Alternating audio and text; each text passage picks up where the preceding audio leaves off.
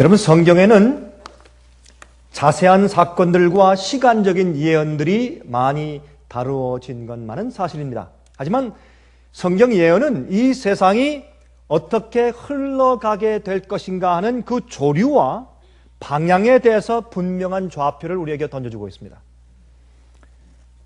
예수께서 이 땅에 오실 때까지 이 세상은 어떠한 흐름으로 나가게 될 것인가 하는 것을 성경은 우리에게 보여주고 있는 자세한 지도라고 생각할 수가 있는 것입니다.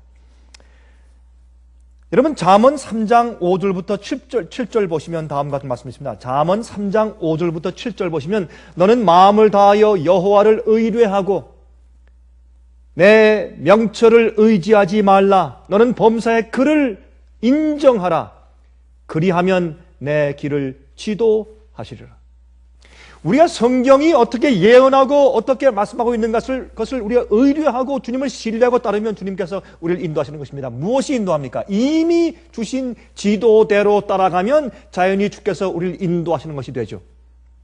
매일의 생활과 또 우리의 생에서 주님께서 천사를 통해서 성령을 통해서 우리를 가이드하시고 인도하신 것은 사실이지만, 그러나 중요한 것은 이미 주신 지도대로 가지 아니하면 우리가 주의 섭리로 인도함 받는 사람들이 아닙니다. 성경은 이미 우리에게 그런 가이드와 안내서와 지도를 우리에게 주셨습니다. 이 세상은 어떻게 흘러갈 것이며 어떤 일이 생길 것이며 이제 이 앞으로 세상은 어떻게 끝날 것이다 하는 모든 경향을 주님께서 주셨단 말입니다. 거기에 맞추어서 우리가 여행하지 않으면, 거기에 맞추어서 살지 않으면 안 되는 것입니다.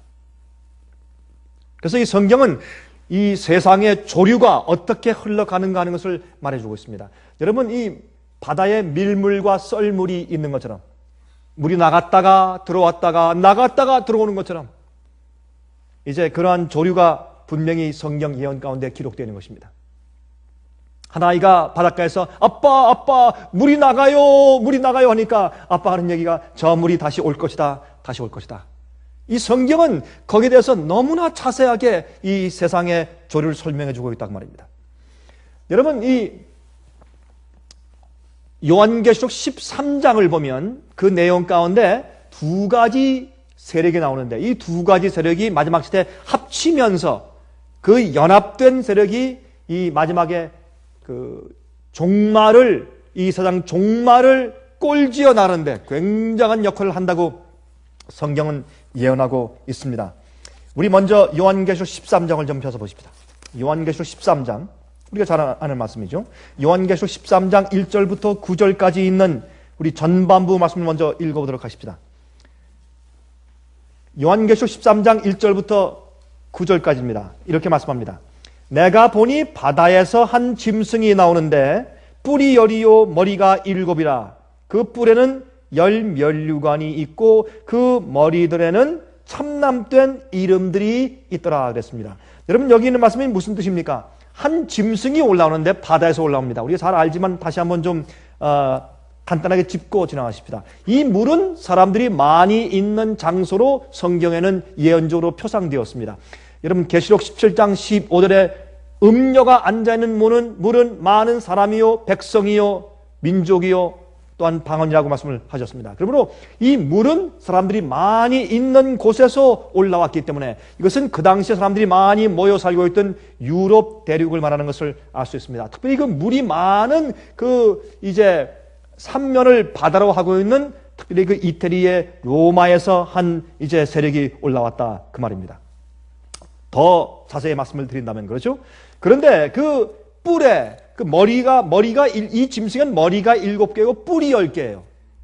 그러니까 이것은 어떤 세력이 하나로 합쳐진 공동체라고 볼 수 있는데, 아니면 또 모든 나라들을 거느리고 있는 세력으로 볼 수 있고, 또한 그 열뿔에 또한 그 7머리 위에 열뿔이 있는데 그 열뿔에 면류관이 있다고 했습니다. 면류관이 있단 말은 면류관은 다스린단 말이죠. 거기에 왕관이 쓰여 있으니까 왕관이 쓰여 있으면 다스린단 말입니다.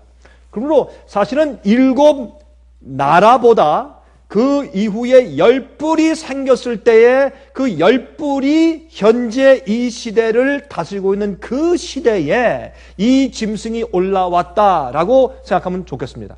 다시 말해서 사람들이 많이 살고 있는 바다에서 한 짐승이 올라오는데 이 짐승은 7머리를 가지고 있고 열뿔을 가지고 있습니다. 이 7머리를 이것저것으로 생각해 보지만 가장 그래도 공통적인 이해가 무엇이냐면 많은 교회 지도자들과 성경을 이해하는 학자들이 이해하는 것은 무엇이냐면 여러분 4나라 제국이 있습니다. 사실은 5개지만 4나라 제국이 있는데 다니엘서 7장에 나옵니다. 여기 나오는 이 짐승의 모양을 보면 우리가 이해할 수 있습니다. 내가 본 짐승은 표범과 비슷하고 그 발은 곰의 발 같고 그 입은 사자의 입 같은데 용이 자기의 능력과 보좌와 큰 권세를 그에게 주었더라 했습니다. 그럼 여기 보면 다니엘 7장에 보면 바다에서부터 4 짐승이 올라오는데 제일 처음에 어떻게 올라옵니까?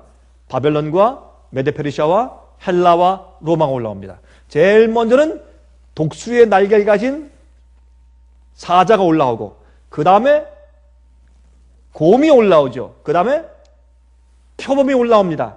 그 다음에 용처럼 무섭고 잔인한 아주 이상한 짐승이 올라옵니다. 용 같은 짐승으로 사실은 표현되어 있는 것입니다. 이 4나라가 올라오죠. 그 다음에 그 4번째 나라가 어떻게 해요? 열뿔이 있습니다. 10나라로 갈라집니다. 근데 그 10나라로 갈라진 이후에 작은 뿔이 올라오면서 이 뿔은 사람의 눈과 사람의 입 같은 것이 있어서 큰 말을 하면서 하나님께 참남된 말을 하고 그 나라가 3나라 옆에 있는 열뿔 가운데 3뿔을 뽑아버리고 이 다른 주위에 있는 나라들을 점령하고 지배하는 강력한 세력으로서 올라오는데 종교적인 세력인 것을 거기에 상징해서 기록되어 있는 것을 볼 수 있단 말입니다. 그런데 재미있는 것은 말이죠. 이 사자에게는 머리가 하나고 또한 곰에게 머리가 하나인데 3번째 나타난 이 표범에게는 머리가 4개입니다.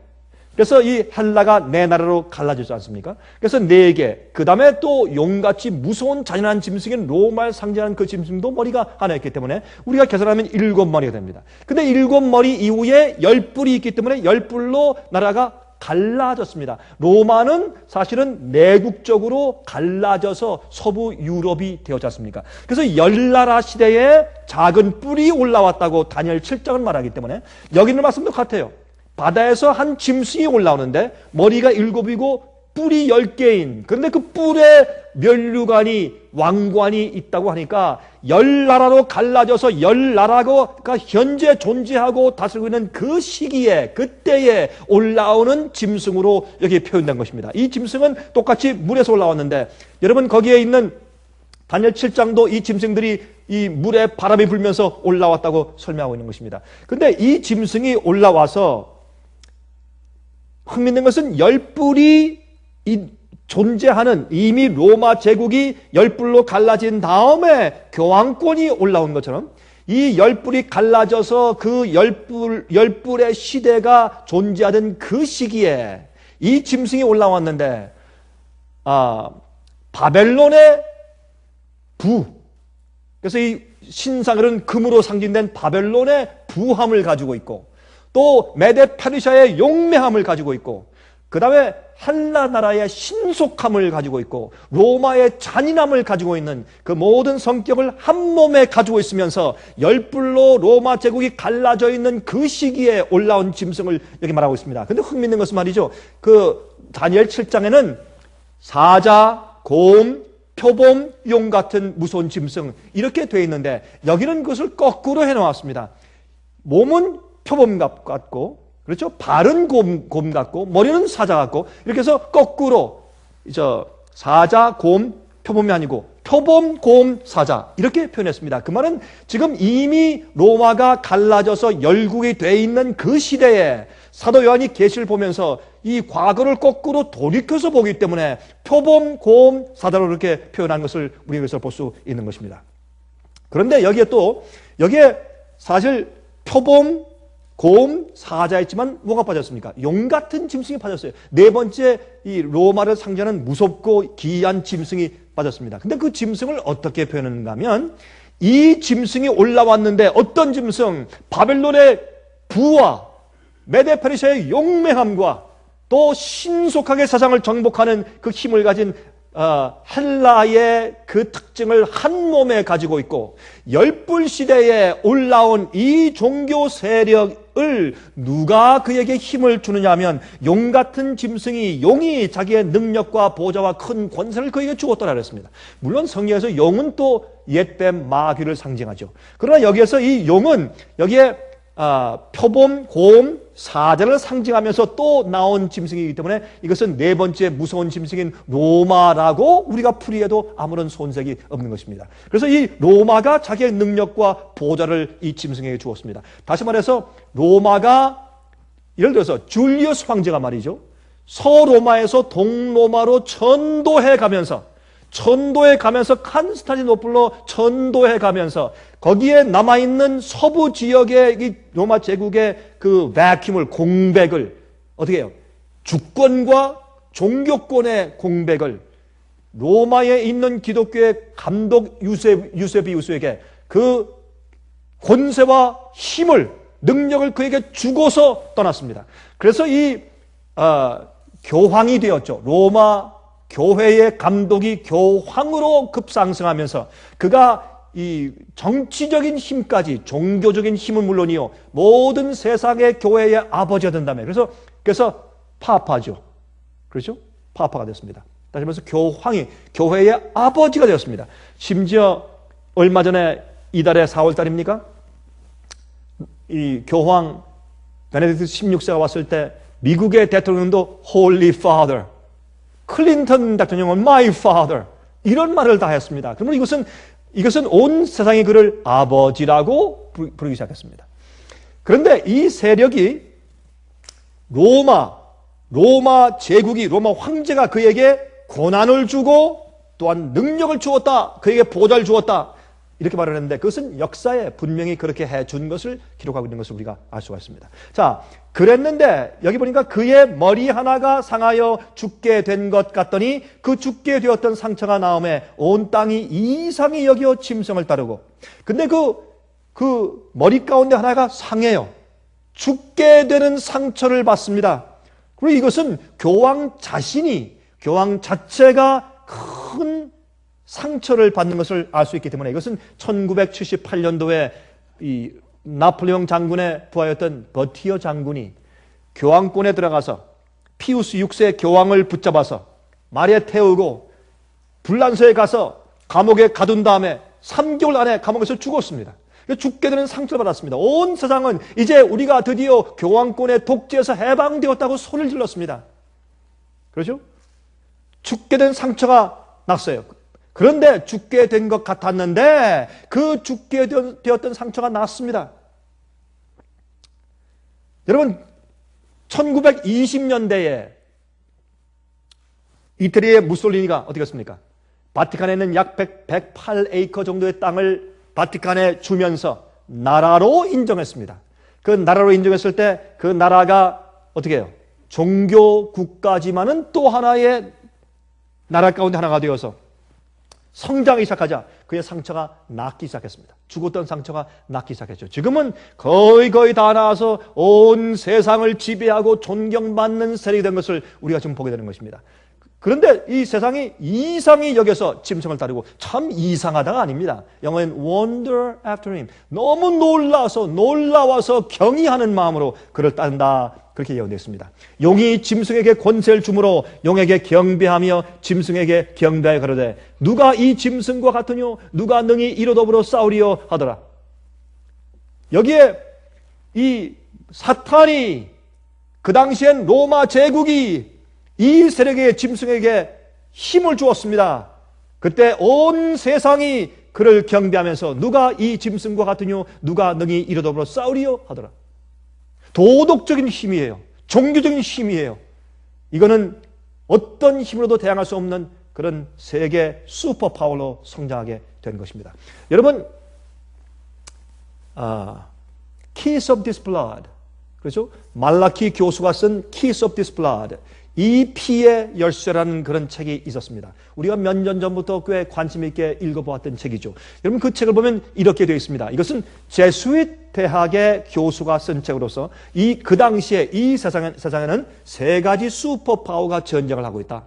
공산주의와 미국과 교황권.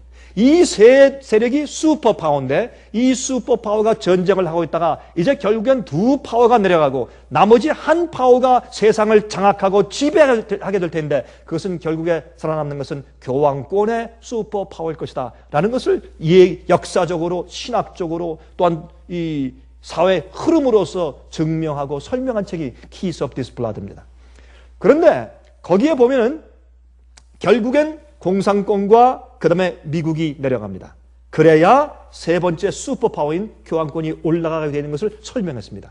여러분 재미있는 것은 1992년도 2월 달 미국의 타임지에 의하면 앞에 큰 표지와 함께 이 로널드 레이건 대통령과 그 다음에 요한 바오로 2세가 회담하는 그런 그림과 함께 Holy Alliance, 거룩한 동맹이라고 해서 이 세력이 합쳐져서 공산주의를 무너뜨린 사실에 대해서 그렇게 증명하고 얘기한 그런 우리 타임스 매거진을 우리가 본 적이 있습니다. 그러므로 그 얘기는 실제로 정말 이루어지고 있고 그것은 그들의 계획입니다. 이것이 바티칸의 계획인 것을 우리가 오래전부터 알고 있는 것입니다. 자, 그런데 여기에 5절에 또 짐승이 큰 말과 참남된 말을 말하는 입을 받고 또 42달 일할 권세를 받으니라. 42달은 1260일이고 1260일은 3년 반이기 때문에 똑같은 세력으로서 짐승의 핍박의 세력으로서 538년도에 역사적으로 정확하게 교황권이 완전히 공식적으로 설립된 538년부터 시작해서 1798년도까지 1260년 동안 중세기를 다스리고 이단을 척결하고 누가 이단인가, 누가 잘못된 사람들인가를 결정하고 척결하고 박멸하고 죽이고 또한 출교시킬 수 있는 권세를 가진 자가 교황이에요. 그래서 교회의 아버지입니다. 교황의 권한은 무엇인가 하면 누가 원수며 누가 이단이고 누가 진리를 잘못 가르치는 것이고 무엇이 진리며 라는 것을 결정할 수 있는 최종 권한이 있는 자가 교황이다 라고 하는 것입니다. 그것이 교황의 권위입니다. 그래서 핍박하고 사람을 죽일 수 있는 권한이 생긴 것입니다. 이런 일이 앞으로 또 생기는 것이죠. 그렇죠? 그래서 이 42달 동안 1260년 동안 권세를 받고 다스리는 것을 우리가 여기 이제 예언 가운데 봅니다. 6절 짐승이 입을 벌려 하나님을 향하여 회방하되 그의 이름과 그의 장막 곧 하늘에 거하는 자들을 회방하더라. 물론 하늘에 거하는 자들은 천사들이라고 해석해도 무방하지만은 물론 천사들도 그가 회방했습니다. 교황은 심지어 하늘에 있는 천사까지도 파문할 수 있는 권한이 있다라고 그렇게 이제 정의하기 때문에 그렇게 적용해도 괜찮겠습니다만은 여기에 하늘에 속한 자들은, 하늘에 거하는 자들은 이 땅에 살고 있는 성도들입니다. 진리를 가지고 말씀대로 사는 주의 백성들입니다. 그 사람들은 성경 특별히 에베소서 2장 보면 우리를 구원해서 죄에서 우리를 해방시키고 살려내어서 우리를 하늘 보좌에 앉히셨다고 이미 과거로 설명했어요. 성경은 우리가 하늘에 살고 있는 하늘 시민이 이미 되었다고 설명하기 때문에 여기 하늘에 거하는 자들은 바로 이 땅에 있는 주님의 참 백성들, 성도를 말하는 것입니다. 그 사람들을 핍박하고 싸웁니다. 그렇죠? 회방합니다. 또 권세를 받아 성도들과 싸워 이기게 되고 각 족속과 백성과 방언과 나라를 다스리는 권세를 받으니 죽임을 당한 어린 양의 생명책에 창세 이후로 농명되지 못하고 이 땅에 사는 자들은 다 짐승에게 경배할 것이라. 주님의 생명책에 이름이 기록되고 거듭나고 구원받지 못한 모든 자들은 그들이 예수를 믿든지 믿지 않든지 생명책에 이름이 기록되지 않은 사람들은 전부 다 이 짐승을 경배할 것이라고 말했습니다. 자, 여기 또 9절에 말씀하기를 누든지 귀가 있거든 들을지어다.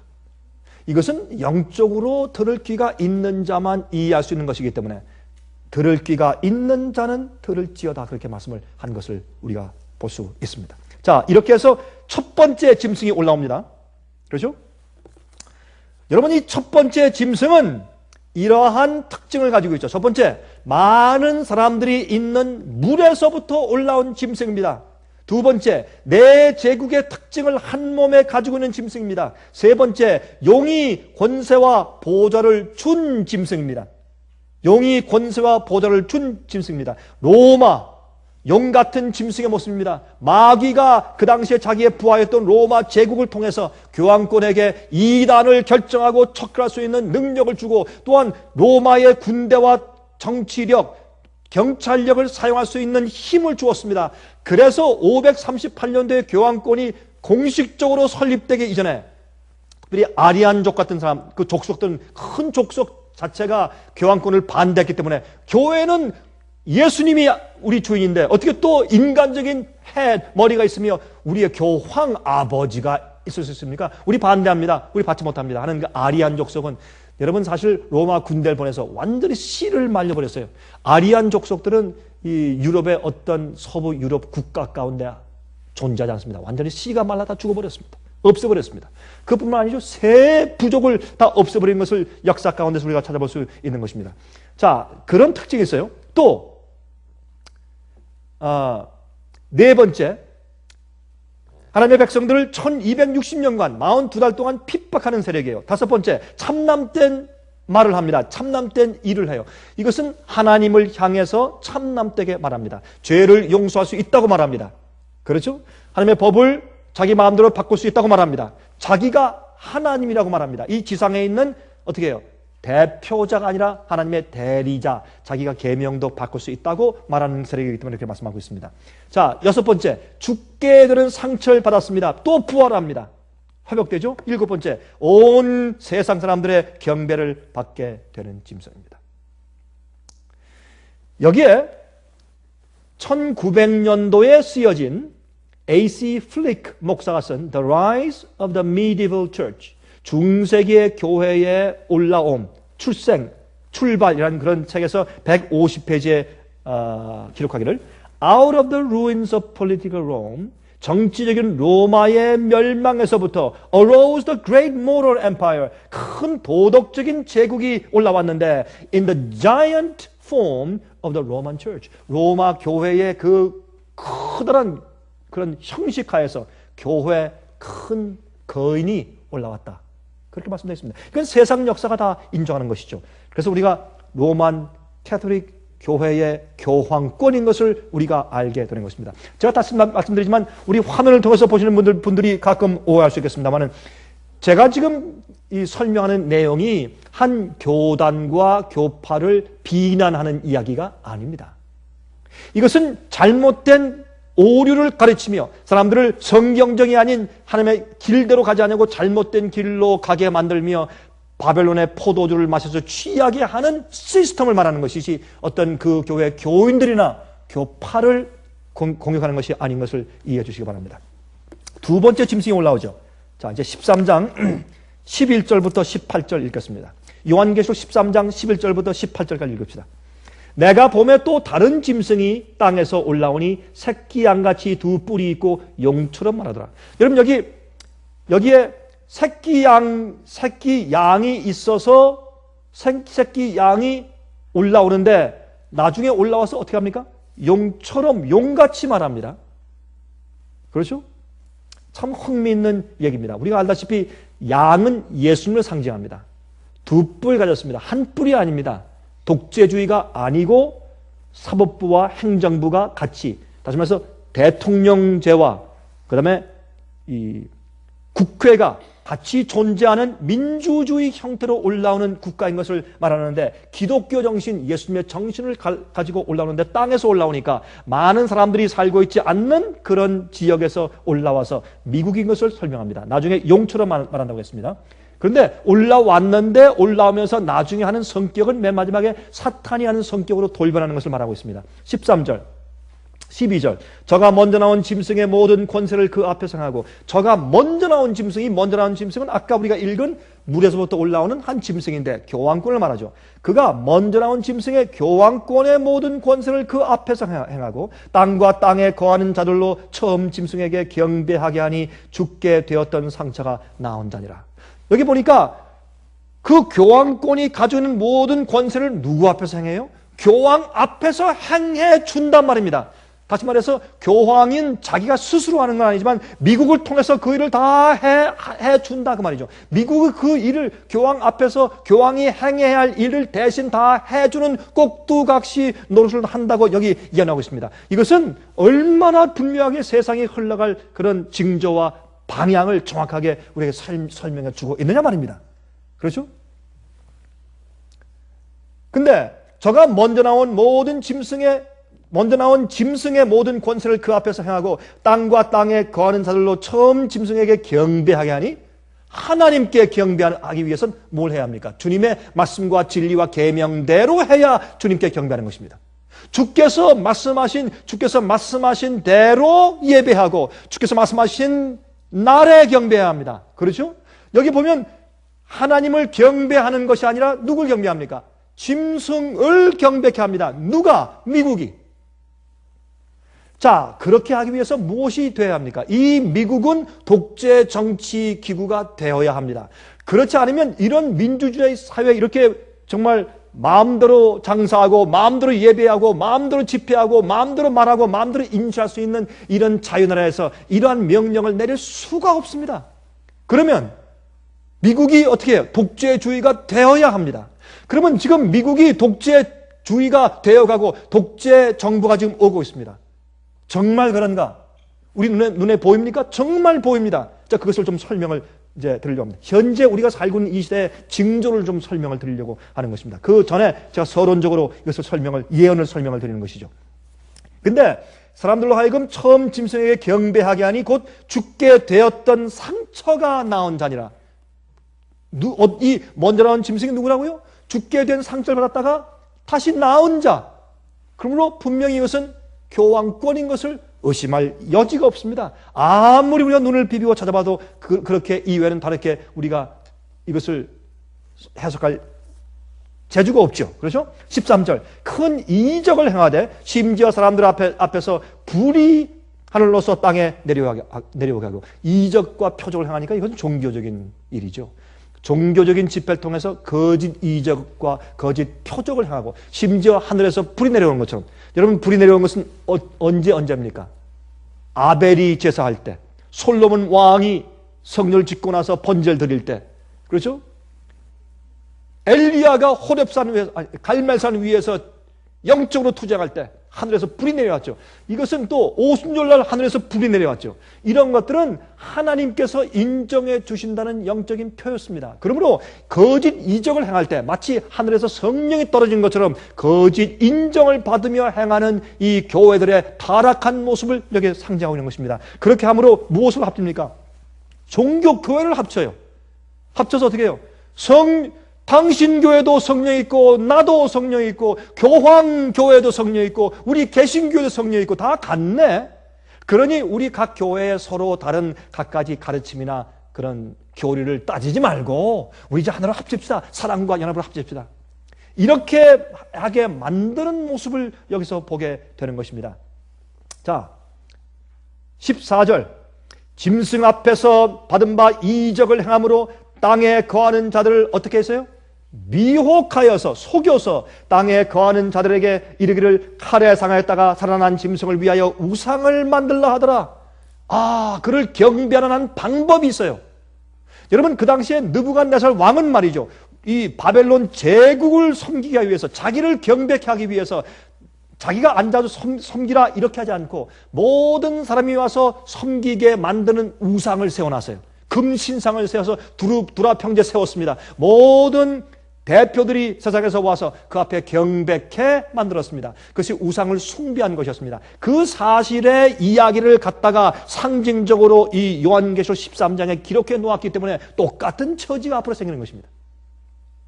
모두가 바티칸에 가서 교황 앞에 무릎 꿇고 경배하는 것이 아니라 교황의 명령, 교황의 가르침, 교황의 뜻, 교황이 사람들에게 이리 가라 하는 그 명령을 세워놓았을 때 그 우상에게 경배해서 첫 번째 짐승에게 경배하도록 만드는 것이 누가 하는 것이라? 미국 정부가 하는 것이라고 성경은 예언하고 있습니다. 지금 그렇게 세상의 역사가 흘러가고 있는 것을 분명히 깨끗하게 예언해주고 있다고 말입니다. 자, 저가 권세를 받아 그 짐승의 우상에게 생기를 주어 그 짐승의 우상으로 말하게 하고, 여러분 이 성경 가운데 말하게 한다는 것은 법을 내린다 그런 말이죠. 법은 말하는 것이죠. 공중 앞에서 사람이 떠들어야 소용이 없어요. 그렇죠? 개인적으로 싸운다면 주먹을 먼저 치거나 뭐 도망가거나 그러면 될지 모르지만, 사회나 국가에서 무엇이 말합니까? 법이 말해요. 아무리 싸워도 소용이 없어요. 그렇죠? 경찰이 와서 뭐라고 그래요? 변호사 사가지고 고소하면 돼요. 법이 싸우는 법. 그래서 여기 나라 또 세상 전체가 따르도록 그 짐승에게 경배하도록 한다. 또 이 미국이 권세를 받아서 그 짐승의 우상에게, 이 우상은 우리가 우상하지만은 영어로 따지면 이미지예요. 이미지. 그리스도의 형상, 마귀의 형상 똑같은 단어예요. 마귀가 자기의 뜻과 자기의 형상대로 교황이 명령한 그것을 만들어 놓고 이것 따라 이렇게 지켜 이렇게 해 이 길로 가라고 명령할 때에 그때 사람들이 문제가 생기는 것입니다. 그때 사람들이 이제 무리로 갈라지죠.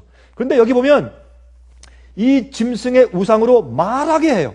그러면 이 세상 모든 사람들에게 명령하고 그렇게 하라고 얘기하고, 미국에는 국민들에게 이렇게 하라고 명령할 때 지금 같은 이런 체계에서 가능합니까? 절대로 가능치 않습니다. 그래? 당신이 뭐야? 나 양심의 자유가 있고 종교의 자유가 있는데, 집회 자유가 있는데 당신이 뭐야? 하면 소용이 없는 것입니다.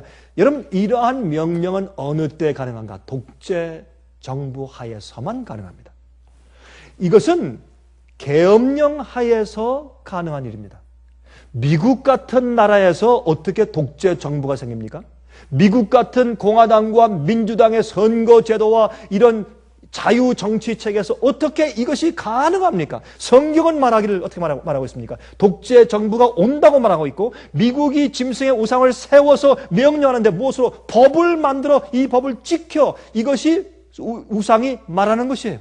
우상에게 힘을 주어서 우상으로 말하게 한다. 그런 말이에요. 어떤 법령을 세워서 그대로 자기의 양심에 거슬리고 그것이 자기의 종교에 자기의 신념과 어긋나도 할 수 없이 사고 팔고 못하니까, 먹고 살고 살 수가 없으니까 할 수 없이 거기에 경배하고 그 법령을 따를 수밖에 없게 만든다 그 말입니다. 그런 것은 이 미국이 독재 정부가 되지 않으면 이런 일을 할 수가 없는 것입니다. 너무나 분명하죠. 짐승으로 말하게 하고 짐승의 우상에게 경배하지 아니하는 자는 며칠든지 다 죽이게 하더라. 죽여요? 감옥에 가두고 벌금을 내게 하고 사형을 시키고. 이게 어떻게 가능하냐면, 미국에서. 미국이 앞으로 500년, 1000년 가보십시오. 미국이 건국한 이념이 있고 헌법이 있는데 어떻게 그것을 거스르고 독재주의가 돼, 미국이. 이건 불가능한 얘기요. 정적으로 서서히 돼간다면 이렇게 될 수가 없는 것입니다. 이것은 갑자기 어떤 일이 생겨서 이 정부가 갑자기 계엄령을 선포하고 사람들의 양심을 지배할 수 있는 그런 강제적인 법령을 내릴 수 있는 정부 체제로 돌변해야 이것이 가능한 것입니다. 그래서 요즘에 미국에서 뜻이 있거나 눈을 뜬 사람들은, 발음만 하는 사람들은 이제 곧 미국의 마셜로, 군사 계엄령이 내려질 것이라고 이구동성으로 말하고 있는 것입니다. 이것은 제가 하는 얘기가 아닙니다. 정말 이제 어떤 일이 생길까? 우린 지금 성경 예언적으로 보지만은 정치적으로, 경제적으로 지금 미국이 어떻게 되어가고 있는데 이 앞으로 이럴 수밖에 없다라고 결론 내리는 사회학자들의 이야기입니다. 이건 그럴 수밖에 없습니다. 자, 그런데 저가 왜 다 죽여요? 보세요. 저가 모든 자, 곧 작은 자나 큰 자나 부자나 빈궁한 자나 자유한 자나 종들로 그 오른손이나 이마에 표를 받게 하고. 이때 저가 누굽니까? 미국이 모든 사람을 지배해서 학식이 있든지 없든지 부자든지 가난한 사람든지 전부 다 어떻게 해요? 다 표를 받게 하는데 짐승의 표를 받게 한단 말입니다. 누구든지 이 표를 가진 자 외에는 매매를 못하게 하니 이 표는 곧 짐승의 이름이나 그 이름의 수라. 얼마나 분명해요. 이렇게 보고도 이해하지 못하는 사람은 귀를 막은 사람들이지. 그래서 들을 귀가 있는 자는 들을진저. 여러분들, 이 말씀을 이해하기 싫으면 안 들으면 돼요. 햇빛 앞에 가서 눈을 딱 가리고 나한텐 as far as I'm concerned, there's no sun. 해가 없다. 그러면 되는 거예요. 자기 자유지. 누가 강제로 해가 있다고 뭐 믿으라고 그랬어요? 보고서 딱 가리고 나한테는 해가 없어. 그러면 되는 거예요. 자기 마음이에요. 우리가 사는 우리 생활 우리 거예요. 우리 마음대로요. 하나님 것이지만은 자기 마음대로 할 수 있어요. 주님께서 그 자유 선택권을 우리에게 주셨으니까. 그러나 성경은 말씀하기를 그럴 때가 이제 온다. 지금 왔단 말입니다.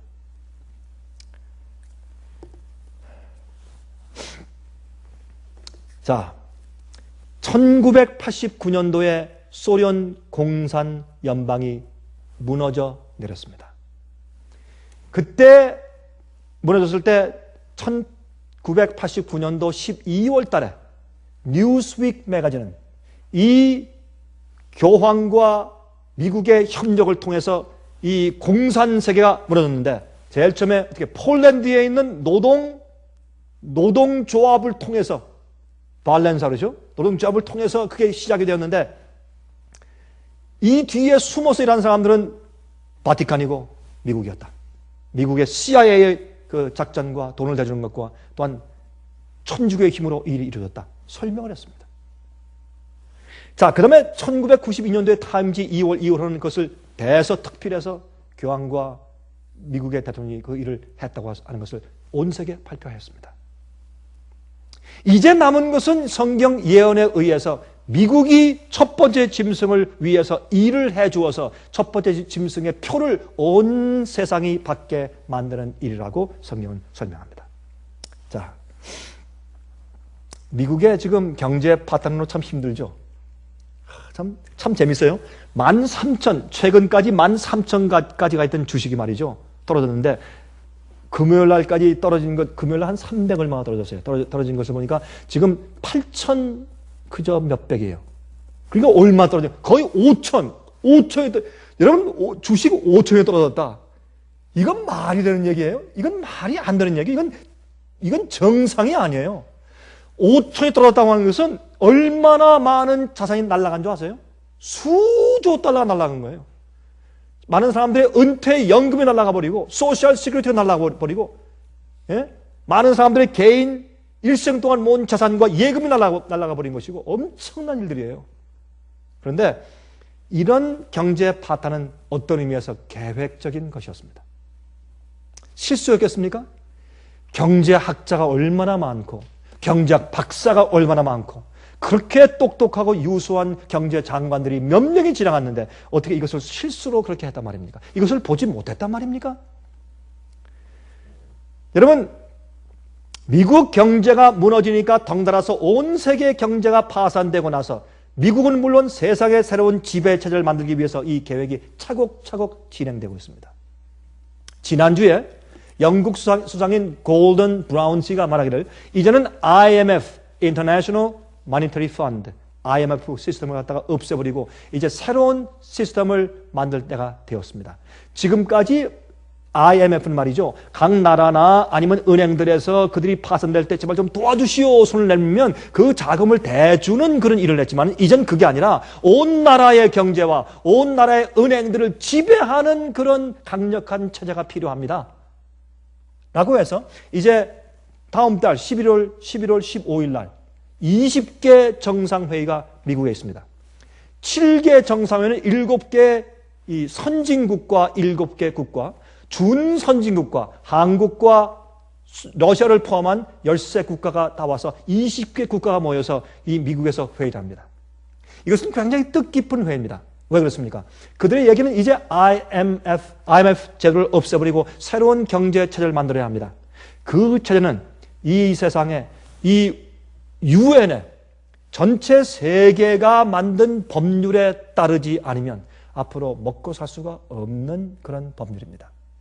물론 이것을 만들기 위해서 와서 공반전이 있을 것이지만 그것이 그들의 의도입니다. 그것이 미국의 의도고 그것이 유럽의 의도입니다. 참 우리가 여기서 가만히 볼 때 참 두려운 그런 일들이 생기고 있는 것입니다. 여러분 세계 2차 대전 이후에 뉴햄시어주에 있는 이 브레튼 우드스라고 하는 곳에 그 마을에 유엔 대표들이 모여가지고 그 당시에 의논해서 만든 금융법정인 IMF 제도를 갖다 이제 없애고 다른 체제를 만드는 것입니다. 왜? 그 당시에 세계적인 경제 공황이 있을 때였기 때문에. 지금도 똑같은 시대입니다. 똑같이 미국과 온 세계 경제 공황이 오고 있는 시대이기 때문에 지금 다음 달에 뭘 합니까? 똑같이 세계 경제 금융 법안을 만들기 위해서 그들의 정상들이 20명이 모입니다. 1944년도에 한국과 똑같은 일이 지금 생기고 있는 것입니다. 이게 무슨 일일까요? 성경 예언을 알고 믿고 있는 그리스도인들에게 이것은 큰 이슈가 될 수 있어야 하는 것입니다.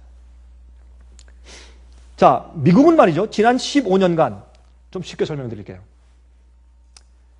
어떤 분들은 말이죠. 설명하면 좀 어렵습니다. 그런 분들이 있어요. 자, 쉽게 설명해 볼게요. 왜 지금 미국의 경제적인 파탄이 오는가? 왜 은행이 무너지고 지금 뭐 주식이 막 떨어지고 난리가 나는가? 주식이 뭐 5천씩 떨어지고 난리가 나는가? 한번 말이죠. 900에 떨어졌다. 큰일 났다. 와, 어떡하나. 800 올라갔다. 야, 살았다. 경기가 회복된다. 또 700에 떨어졌어요. 어떡하나. 또 600에 올랐어요. 괜찮다. 또 300에 떨어졌어요. 괜찮구나. 이렇게 하는 것이 이게 사람들이 다 놀아나는 것이죠. 이것은 경제적인 파탄 계획되는 것입니다. 이런 경제적인 파탄이 와야 무엇이 옵니까? 독재 정부가 옵니다. 독재 정부가 오지 않으면 짐승의 표가 생기지 않습니다. 짐승의 표가 없으면 마귀가 마지막 시대에 미국 안에 생기는 그 힘으로부터 시작해서 이 세상에 있는 주의 참된 백성을 잡아서 없애기 위한 마귀의 그 계획이 성취되지 않습니다. 그래서 그렇습니다. 그런데 지난 15년간 미국이 어땠는가? 이렇게 말씀드리면 됩니다. 미국은 외국에서 빌려온 큰 돈과 자금을 미국이 잘못 낭비하고 써버려서 없애버렸습니다. 그래서 생긴 경제 파탄이 지금 우리가 보고 있는 미국의 경제 파탄입니다. 미국이 다른 외국에서 착원을 해왔다고요? 그건 아닙니다. 무역을 하는데 미국에는 전부 다 미국 상품 보세요. 자동차, 먹는 거, 입는 거, 뭐 쓰는 도구, 기계, 여러분 도구, 기계도 여러분 뭐 보통 쓰는 나물 자르는 톱만 보세요. 메이드 인 재팬 아니에요? 예? 이제 이 전기톱, 그 뭐예요? 메이드 인 재팬이 제일 좋잖아요? 어떤 데는 중국제, 미국제가, 요새 미국제는 별로 거의 없어요. 전부 다, 우리가 쓰는 실용품이 전부 다, 생활용품이 전부 다 외국제예요. 심지어 우리가 먹고 있는 밥솥도 좋은 거는 뭐예요? 독일제예요. 칼도 좋은 건 뭐예요? 쌍둥이표 칼 뭐예요? 독일제예요. 제가 쌍둥이표 칼 만드는 곳에 가봤어요, 제가. 독일에 제가 갔을 때. 그 퀘른 옆에 있어요. 전부 외국제. 그러니까 전부 다 어떻게 해요? 영국에서는 또 뭐가 와요? 제구어 좋은 차가 와요. 예? 그러니까 이 세계와 무역을 하다가 특히 중국에 무역에 전부 다 적자가 생긴 거예요. 중국만 해도 우리가 이 미국에서 중국에 갚아야 할 무역 적자를 많이 하십니까? 5천억 달러. 이루 상상할 수 없는 숫자예요. 그러니까 모든 외국에 전부 다 빚을 졌는데, 예를 들어서 그렇게 해서 빚을 졌는데 그 사람들이 그 무역 흑자를 가지고 자기 나라로 가져갔느냐? 아니란 말이에요. 투자하기 제일 좋은 곳이 어디예요? 미국이에요. 미국에 다 투자했어요. 빌딩을 사고, 농장을 사고, 집을 사고, 땅을 사고, 스탁마켓에서 투자해서 주식을 사고, 이렇게 해두었단 말입니다. 그러니까 미국에 뭐가 넘쳤어요? 미국에 돈이 넘쳤어요. 그 당시에 페더럴 리저브의 체어맨이었던 그린스펜시가 좋은 안을 내세웠어요. 여러분, 이런 일들이 바로 이것이 제스윗이 뒤에서 하는 일입니다. 앞에서 나서는 사람들은 프리메이슨이죠. 또 스컬 앤 본스 비밀 조직들, 정치가들, 유명한 사람들, 이런 것들은 앞에 나서 말하지만 뒤에 있는 것은 제스윗의 역할이죠. 이렇게 해서 무엇을 했습니까? 미국은 돈이 넘쳐나니까 거기서 우리가 프라임 레이트를 원래 그 은행에서 중앙은행에서 보통 은행에 구워주는 레이트를 아주 잔뜩 깎아줄 테니까 이자를 낮출 테니까 많이 갖다가 많이 뿌려라. 은행은 어떻게 돈을 법니까? 론을 융자해 줘야지 돈을 버는 것입니다. 잔뜩 융자를 해주는데 요즘에 말이죠. 참 가슴 아픈 일이 있어요. 요즘 보니까 그렇게 이 은행, 큰 대형 은행들에서 돈을 융자해 주기 위한 그 카트라인, 그 스탠다드를 갖다가 깎았다는 거예요. 그 사람들은 이렇게 말했어요. 요즘에 나타나서 말하기를 우리가 우리의 돈과 탐욕을 위해서 우리 양심을 팔았습니다 하고 울었어요. 몇 사람들이 요즘에 고백을 했습니다. 우리가 우리 양심을 팔았습니다. 무엇입니까? 론을 해줄 때는 은행에서는 그 기준이 있어요. 어떤 사람들에게 1년에 수입이 얼마야 되고 또 과거 이렇게 살펴볼 때 그들이 신용을 잘 지켜왔어야 되고 그 기준이 있어요. 안 그러면 안 주는 거예요. 그런데 그걸 낮춰버렸어요. 돈을 별로 벌지 못하고 직장이 없는데도 신용이 나쁜데도 돈을 준 거예요. 불신용자들에게 돈을 잔뜩 빌려준 것입니다. 이게 어떻게 해요? 무너지기 시작했습니다. 연체가 생기기 시작했습니다. 또 돈을 잔뜩 풀어서 융자를 맡으고 와라 융자해라 막 융자 광고를 하니까 쉽게 해주겠다. 크레딧 묻지 않겠다. 막 이렇게 광고를 하니까 사람들이 막 대거 몰려와서 무엇하기 시작했습니까? 아 이렇게 좋은 때 돈을 빌려가지고 내 돈도 아닌데 뭐 융자해가지고 땅을 사놓자 집을 사놓자. 그러니까 수요가 많아지니까 집값이 올라가고 땅값이 올라갔죠. 여러분 뉴욕과 LA 가보십시오. 저 집값이 저게 정상입니까? 제가 이번에 지나가다 말이죠. 보니까 우리가 이 시골에 사는 집을 사니까 저거 한 10만 불, 20만 불이면 화끈해요. 값이. 근데 얼마입니까? 80만 불이래. 아니 이거 정말입니까? 정말이래요. 어떤 거 말이죠. 거의 조그만큼 100만 불이래. 이건 말도 안 되는 얘기예요. 그런 세상에 부동산 거품이 어디 있어요? LA 가보세요. 똑같아. 이게 수요가 많으니까 돈이 풀리니까 수요가 많으니까 사람들이 막 짓는 거예요. 수천만 채의 집을 짓고 땅을 개발시켰어요. 그래서 거품이 생겼어요. 이게 꺼져버려요. 거품이 꺼진 거예요. 올라가면 터져야죠. 그게 법칙이니까 그렇죠? 그게 중력의 법칙. 중력은 뭐예요? 공기보다 무거운 것은 올라가면 어떻게 한다? 떨어진다. 그게 법칙이에요.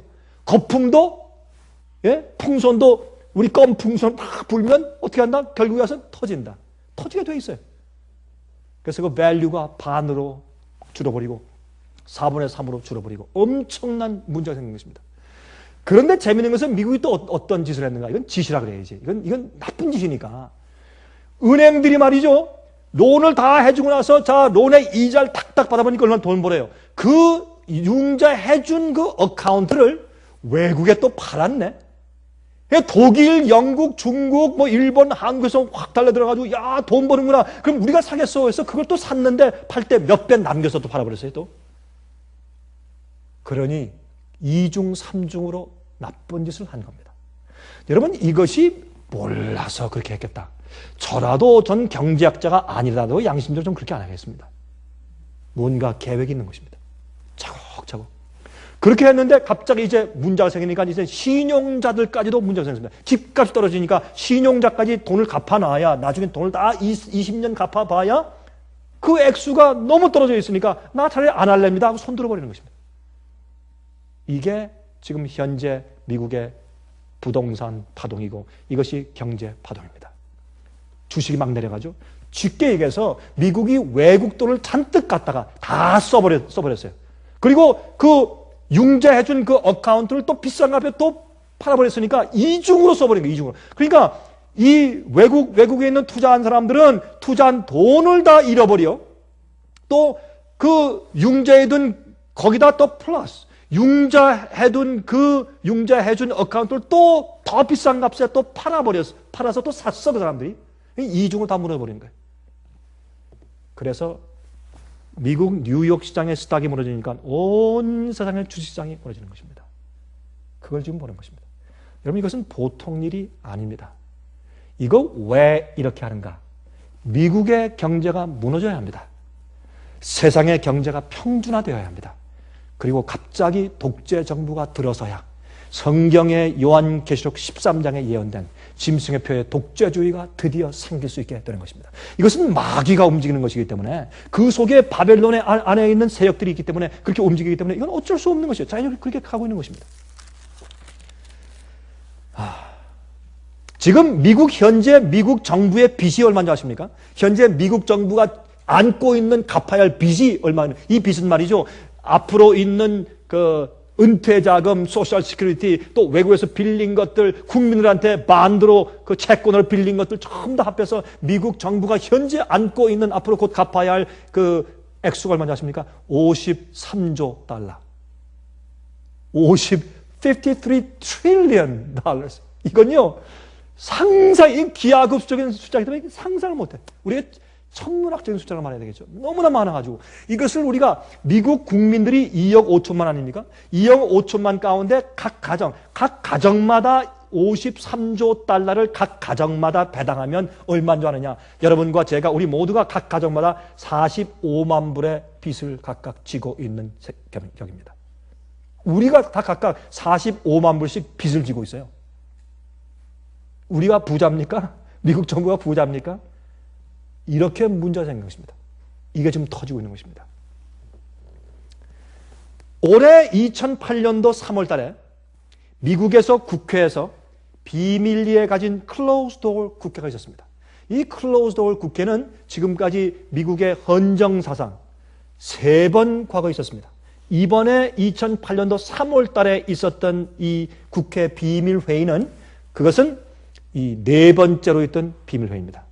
그때 너무 없었던 너무 화가 난 국회의원들 가운데서 또 국회의원들의 몇몇 부인들이 이것을 나와서 이것을 이제 공개했죠. 이것을 이제 그 기밀을 퍼뜨리기 시작해서 제일 먼저 호주 신문에 났다가 나중에 이제 인터넷에 뜨면서 이것이 알려지게 됐는데 저는 2008년도 3월 달부터 이미 들었습니다만은 2008년도 3월 달에 그 비밀회의는 신문과 방송 전부 다 들어오지 못하게 하고 비밀회의를 했는데 그 비밀회의 할 때 우리가 surveillance bill, 다시 말해서 이 테러주의자들의 전화 통화, 이메일 통화 이런 것들을 가서 볼 수 있게 만들어야 된다 해서 surveillance bill을 통과시킨다고 그런 일을 했지만 그 뒤에 이런 일이 있었습니다. 3월 달에 올해 앞으로 2008년도 9월 달과 10월 달에 미국의 경제가 파산합니다. 2009년도에는 미국의 정부가 도산할 가능성이 많습니다. 파산되는 은행들을 다 끌어안으니까 미국이 감당을 못하니까 미국 정부의 중앙은행이 파산할 것입니다. 그럴 가능성이 큽니다. 그 다음엔 또 어떤 일이 있는가? 그 다음에는 이 각 지방들과 도시에서 마치 이 남북 전쟁 생긴 것처럼 너무 화가 난 국민들이 일어나서 리볼트, 항거하는 운동이 생기고 데모가 생깁니다. 그때 우리가 그것을 다스리기 위해서 지금부터 우리가 준비해야 합니다. 그래서 앞으로 미국의 헌정사상 처음으로 국가계엄령, 군사계엄령, 마셜로가 생길 가능성이 있습니다. 그것을 국회의원한테 발표한 겁니다. 얼마나 그들이 화가 났겠어요. 그러나 당신들이 이것을 나가서 말하거나 아니면 당신들이 우리가 앞으로 하는 이 국가의 정책에 협력하지 않으면 우리 국가는 즉시로 도산하고 큰일 납니다. 큰 위협을 받았어요. 어떤 국회의원이 그런 얘기를 했어요. 우린 그때 큰 위협을 받았다 우리가. We are threatened. 그런 말을 했어요. 여러분 이렇게 돼 있는 입장에서 우리가 볼 때 지금 현재 이루어지는 일들을 볼 때 정말 그렇겠구나. 그리고 또 한 가지 생긴 것은 뭐냐면 9.11 사태 이후에 두 가지가 생겼는데 하나는 뭐냐면 9.11 사태 이후에 대통령이 가진 권한이 이 Patriot Law, 애국법에 의해서 대통령은 국회 승인 없이 비상시에 어떤 법을 선포할 수가 있다. 그런 권한을 주었어요. 두 번째는 또 무엇인가 하면 이 군부의 새로운 체제를 만들었는데 그것이 Northcom이에요. North, 북쪽이죠. Northcom, C-O-M. Northcom이라는 제도를 만들었는데 이 군대의 Northcom 제도는 무엇인가? 비상시에 이 미국의 치안을 담당하고 경찰력을 담당하는 마셜로, 계엄령을 선포하고 담당하는 기관의 제도를 만들었습니다. 그게 Northcom 제도예요. 이 Northcom 제도가 지난번에 그 구스타프, 여러분 루이지애나 그쪽으로 얼마 전에 허리케인이 올라왔죠. 허리케인이 올라왔을 때 그때 게스토니아 같은 곳에 굉장히 쳤지 않습니까? 그때 가서 그 치안을 담당했던 그 군대가 바로 이 노스컴 군대입니다. 실습 훈련한 것이죠. 그렇게 하고 있는데 요즘에 미국에 설치된 REX-84 수용소. 여러분 제가 하는 얘기 아니니까 여러분 혹시 기회 있으면 youtube.com에 들어가셔서 이렇게 치세요. REX, REX-84. 쳐서 한번 들어가 보세요. 그러면 사람들이 말이죠. 재미있게 말이죠. 이 애틀란타 밑에 있는 메이컨에서 조금 내려가면 큰 수용소 세워놨어요. 한 10만 명 들어갈 수용소. 지금 비어 있어요. 그 앞에다 말이죠. 까만 플라스틱으로 만드는 관, 사람 시체를 집어넣는 관을 50만 개 쌓아놨어요.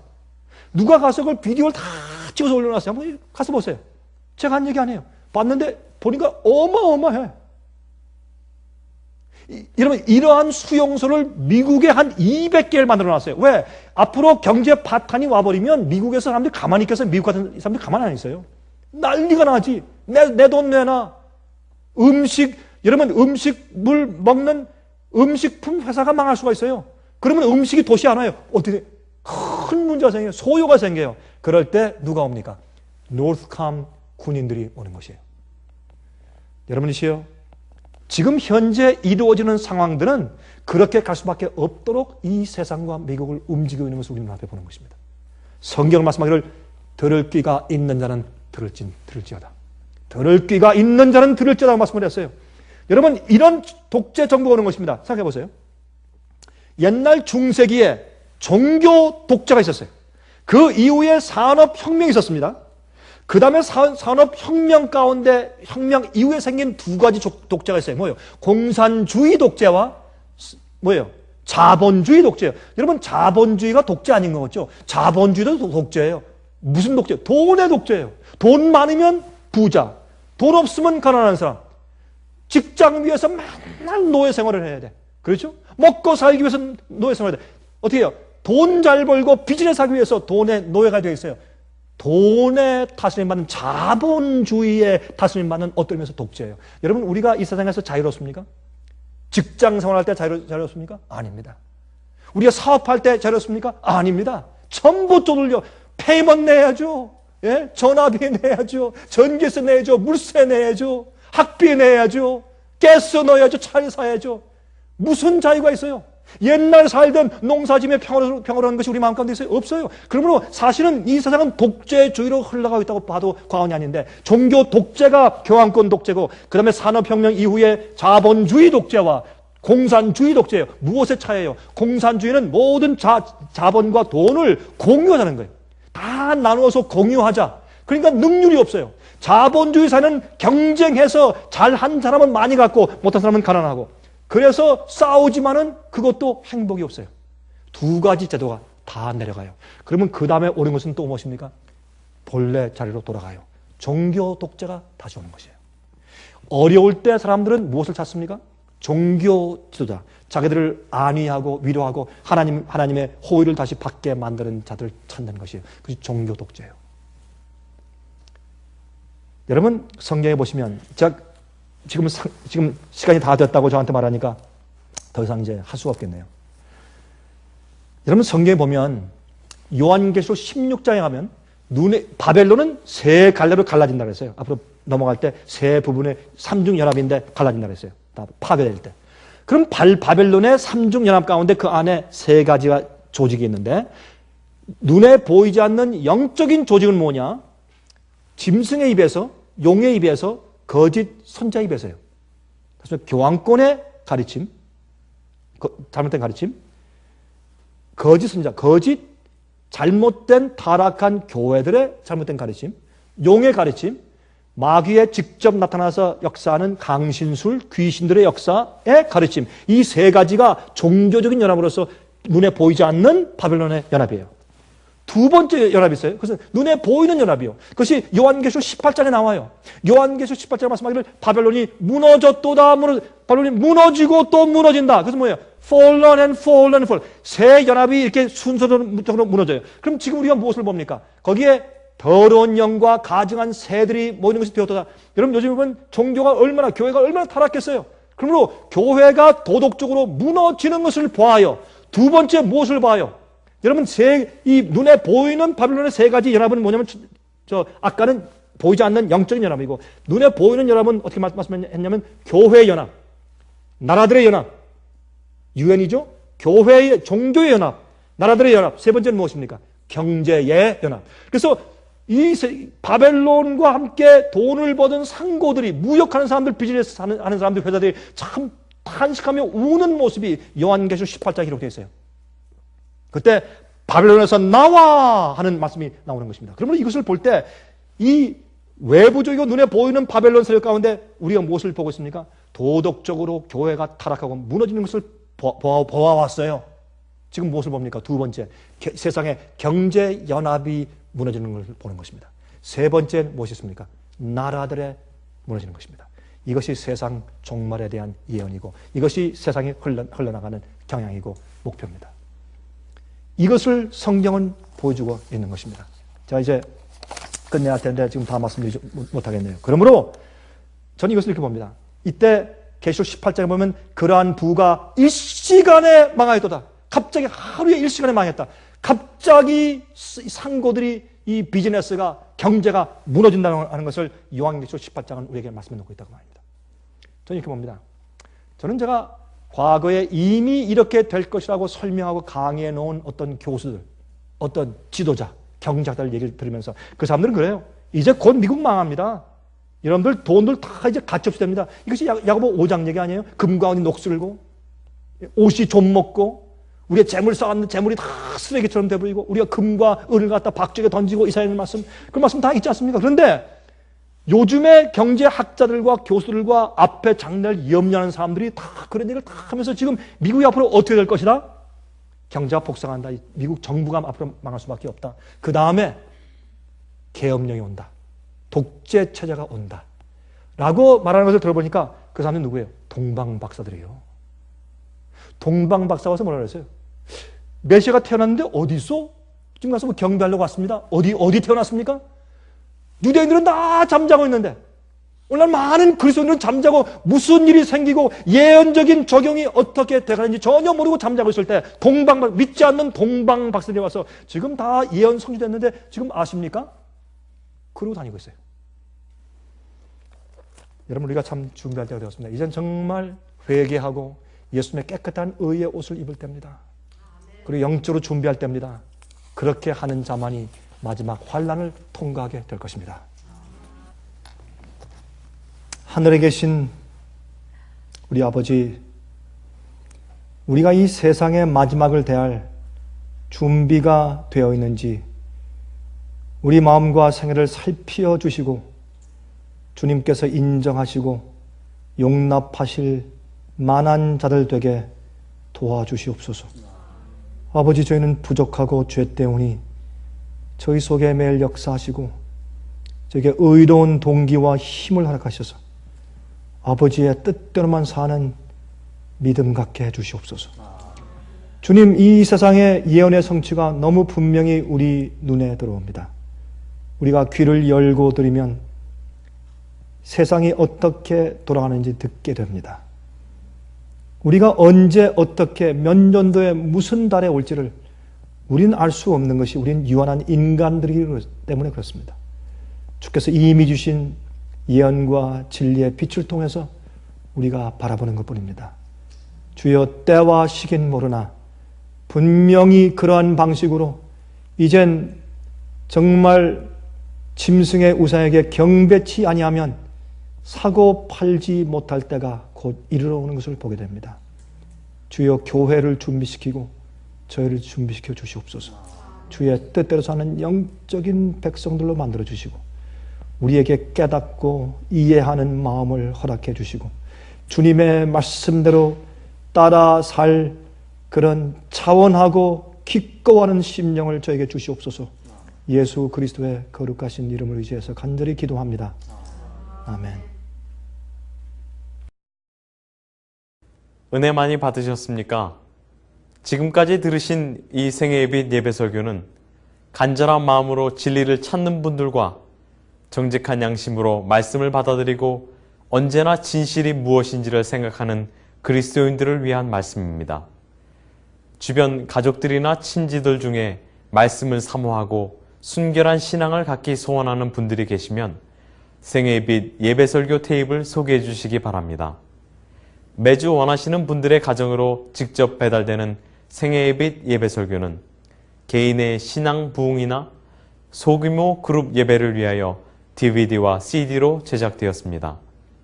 생애빛 예배설교 DVD와 CD를 원하시는 분들은 1-877-704-1004 1-877-704-1004 1004번으로 전화하여 신청해 주시기 바랍니다. 미국 동부 시간으로 월요일부터 금요일까지 9시에서 5시 사이에 전화해 주십시오. 그럼 다음 시간까지 안녕히 계십시오.